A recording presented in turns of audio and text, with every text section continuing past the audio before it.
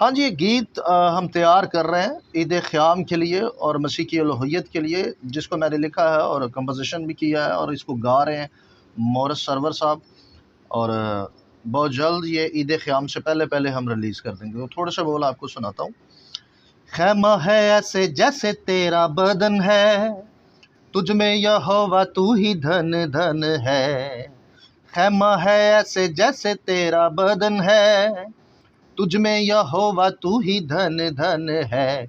यहोशुवा तू मिशकान है, यहोशुवा तू मिशकान है, तू मिशकान है। मिशकान इब्रानी में ख़ैमा इज्तिमा को कहा जाता है। जिस तरह से खुदा की हजूरी ख़ैमा इज्तिमा में थी, खुदा वहाँ आकर सुकूनत करता था, इसी तरह लिखा है सारी अलूहियत की ममूरी उसमें सुकूनत करती है।